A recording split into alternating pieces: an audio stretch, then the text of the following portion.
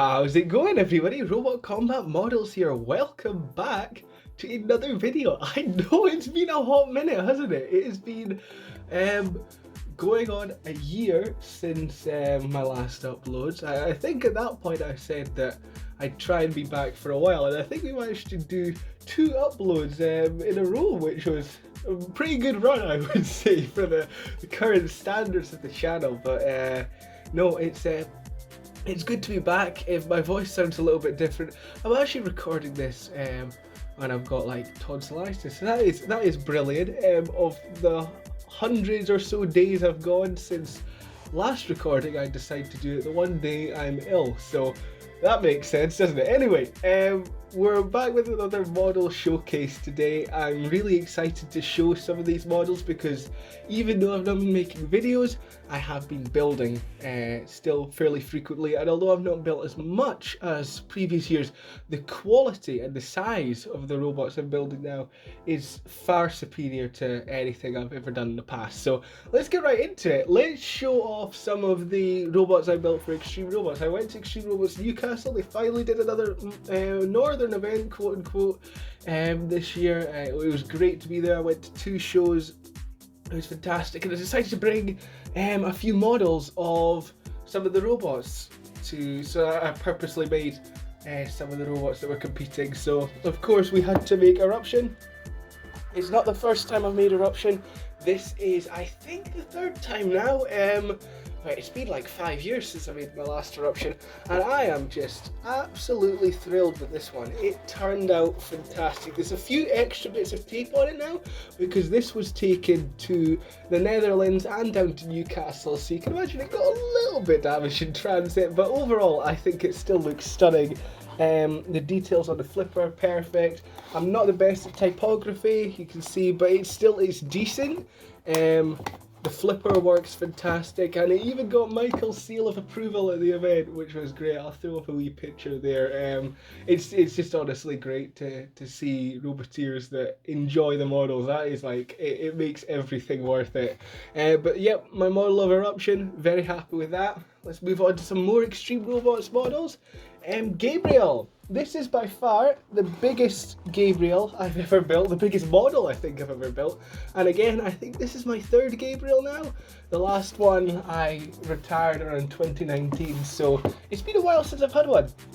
And although it's massive, it's kind of in scale with the rest of my models, because obviously Gabriel is a massive robot in real life, so it makes sense. So you've got the kind of whacking sword there at the front of the robot.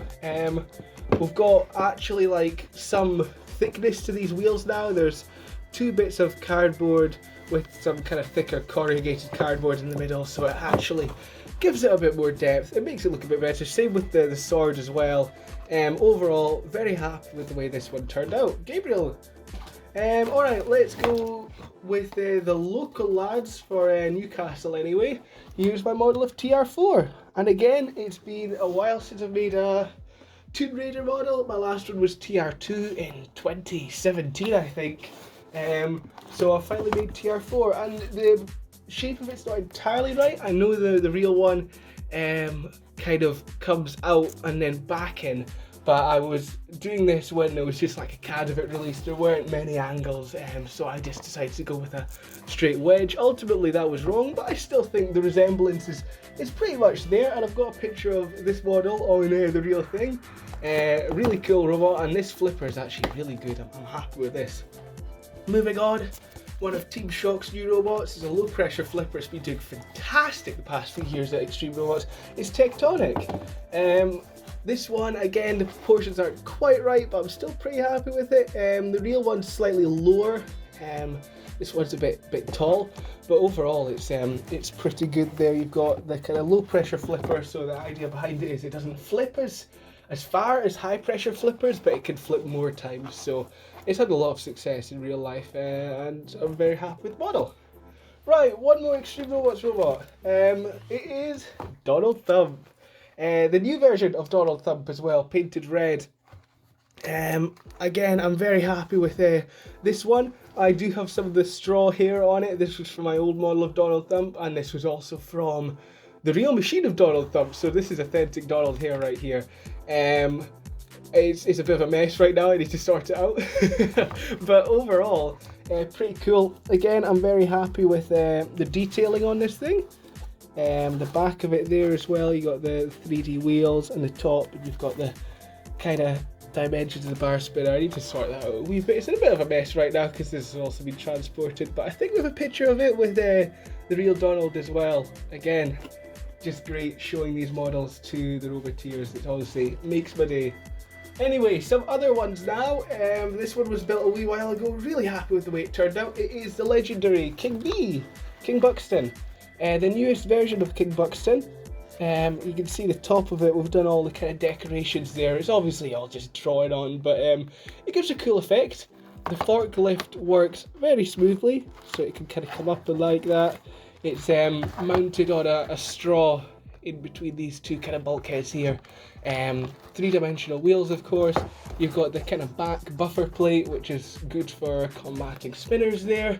And overall, this one just turned out phenomenally. King Bee is another one I've built twice before. This was the third version. I've not built a King Bee in ages, and it turned out fantastically. So proud of this one. Moving on, we have the first robot I built this year. It was a new Big Nipper, because my old Big Nipper, you've probably seen it in some of my old videos. It was the first robot I built in 2019, and it was getting tired. Like, this is the old Big Nipper in comparison, and it's only when you build a new version you realise how bad your old version was. Like, I didn't think this was that bad until I built this version. I was like, oh dear, this was tragic. I'm sure this one's not going to look as pretty if, you know, you're smacking it into other robots for years on end. But overall, very happy with this one. It's done with its vertical spinner configuration. I might make a grabber configuration at some point. Obviously, when you spend a long time making a model, once you've got it set up, you don't always have the energy to make an extra configuration for it. But again, it's very cool. Spinner packs a punch, and it's pretty accurate to the Series 10 version. So there's Big Nipper. Right, another Robot Wars robot here. This is Draven, which I made a wee while ago. Really cool design of a robot. Never had much success in the actual Robot Wars. Fought Extreme 1, failed to qualify for a few series of Classic Wars. Came back in the reboot. This is the most recent version of the machine, the Series 9 version.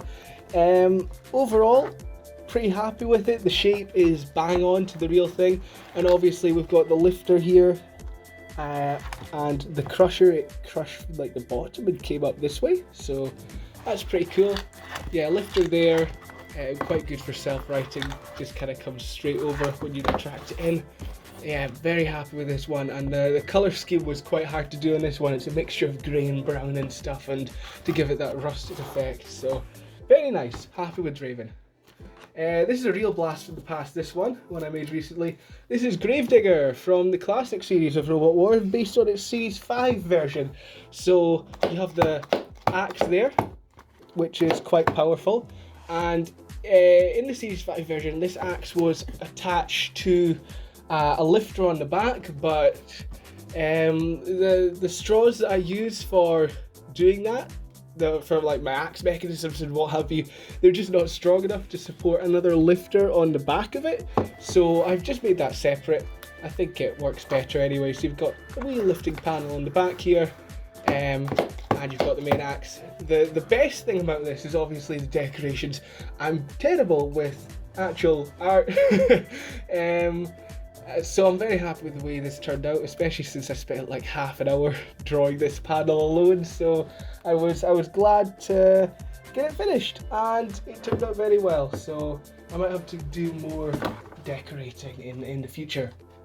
Right, moving on to a BattleBots machine. This is Ice Wave, the most recent design of Ice Wave, based on its Season 6 appearance.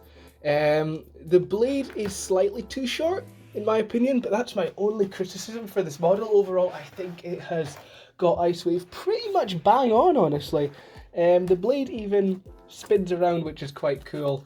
I need to mount the head a little bit better, but it's pretty cool how I've done that. There's a straw running through the main body and the head here, and it allows the blade to rotate around it, which is pretty cool, something I've not really done before.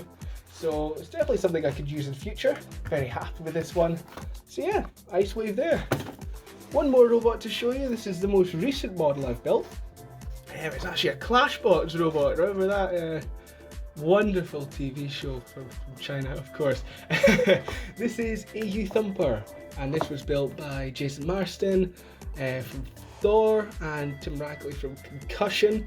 A really cool axe robot, obviously in all gold, and the axe mechanism, as you can see, works really well. Quite a tricky shape this one to do, but I'm pretty happy with the way it's gone. You can see you've got some angled panels at the back here. You've obviously got the main superstructure of the robot that comes all the way out this way, and you've actually got the top mounted axe. And again, I'm making my axes and spinners and stuff a lot thicker now. You got that kind of thicker cardboard in the middle, so it's not going to buckle and bend like my old axes, which were just made by a bit of thin cardboard, and they didn't really stand the test of time. Overall, again, this one turned out fantastic. I really think the quality is improving with all my models. So overall, couldn't be happier with AU Thumper. This one turned out great. There are a few more models. I only looked through 2 of my boxes right now for some recent ones. I know there's more, so I might make a follow-up to this one. Again, I would like to do some actual fights at some point in the future. I do have an Annihilator which I recorded at the end of 2022, which I still haven't finished editing. It's just something I've not really gone back to for months. And it's something I want to do again, the fights, but right now, between having a job and doing university full time, sometimes, and with other interests as well, it's just kind of hard to do. Always building models though, so there'll be an odd model showcase from time to time, expect that. I never tire of building models. I've been doing it for over a decade now, and I'm still going strong, building the best ones I ever have. So I hope you enjoy seeing some of these. I'll try and follow this up fairly soon with another one to show off more. Thanks for watching, and I'll see you all next time. Hopefully not in a year. We'll see. Catch you all later. Bye.